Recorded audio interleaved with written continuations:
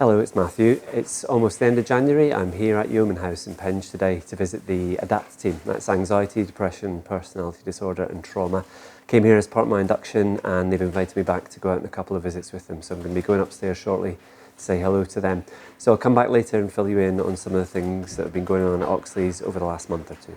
I think we're here in Penge in Yeoman House meeting the ADAPT team in Bromley. So Monica, could you tell us a bit about the ADAPT team and what work you do here? Sure. So our team is a multidisciplinary team. It's a community-based team, so we're working with people with complex needs, mostly with people with depression, anxiety, personality disorders and complex trauma. So it's quite a range of difficulties that people come here for support. So we have a range of professionals dealing with people with complex problems. Because we work within sort of complex care, really. So there's lots of social needs, physical health needs, mental health needs, psychological needs. So I could refer to Monica, my colleague. Monica could be working with the client as well as I providing the care coordinating between all the other services involved, and also medical support as well if they need medical psychiatric review, medical support, medication. So that's part of what we do. I'm looking forward to the visit anyway. Yeah, it will be good. Yeah. Age range of patients have definitely changed, and we have a lot of people who are doing their A levels and moving on to university, and around September and from July onwards we'll be quite busy liaising with universities to make sure that the care is transferred to whichever university they are going to, and there are a lot of neurodevelopmental problems. We are seeing a lot of people with ADHD, Asperger's, dyslexia. I think the most important thing is for them to make sense of what they are going through.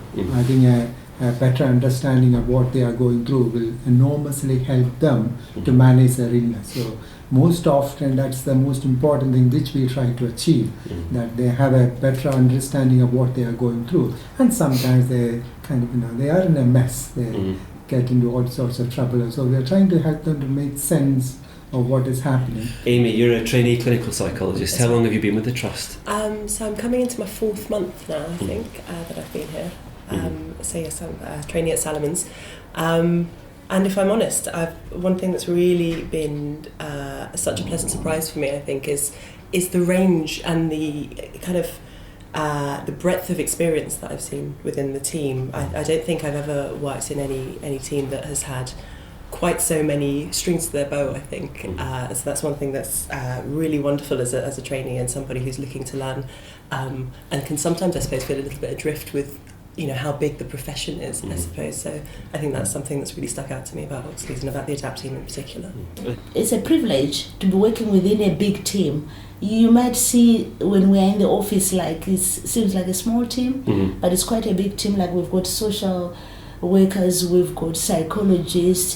We're not ringing another area like, oh, I'm looking for psychologists. I'll just pull my chair and sit by and say, oh, how can I deal with this? And then that's the referral I'm doing. And actually it gives us a lot of opportunities to learn as well. Many times I speak to psychologists, they would ask me like, Rose, but can you go and say this? Can you go and do this? And actually we've got very nice doctors here. Very nice doctors. I'm sorry, I've got somewhere else where you find like you cannot approach a doctor to say, I've got a problem, I don't know how to deal with this problem. This patient has got medication. But the doctors we have here are very approachable. As a social worker, coming here, I found that I had to learn so many things. I got to understand how the occupational therapists work, the nurses they work, how they all integrate and then provide a holistic service for the service user. It's so amazing that you get a client, everything the client needs. You don't need to, like she said, you don't have to ring out. You can get everyone here, and the team is so very, very supportive. I mean, I've worked with virtually everybody in the team. You have a case and you have an issue, an aspect that is not really your area, then you just go to the next person to discuss it, and they're so willing to discuss the case. The atmosphere is so relaxed, and I've never been in a working environment like this before. It's such a relaxed and comfortable place, In some places, when the manager comes in, everybody is tense, but here when the manager comes in, it's like a breath of fresh air, Everyone feels more relaxed. It's like Yes. It's like you're happy to see him around. You're happy to come to work. Yes, isn't it? you look forward to come to work because you're not worried about the cases, about an issue, because you know there's someone there to support you.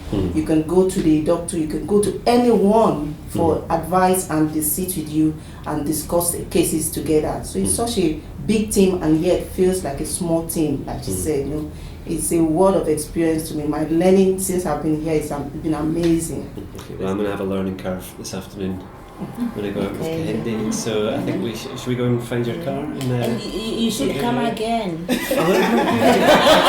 mean, this is my second time here. I've only been here 3 weeks, so, but I will come again. There's 4 things I wanted to mention to you. The first was CQC. They finished their inspection of us in early January. We'll be getting the results in mid-February. What they told us, though, in their initial feedback was that they'd seen some inspiring services at Oxleas.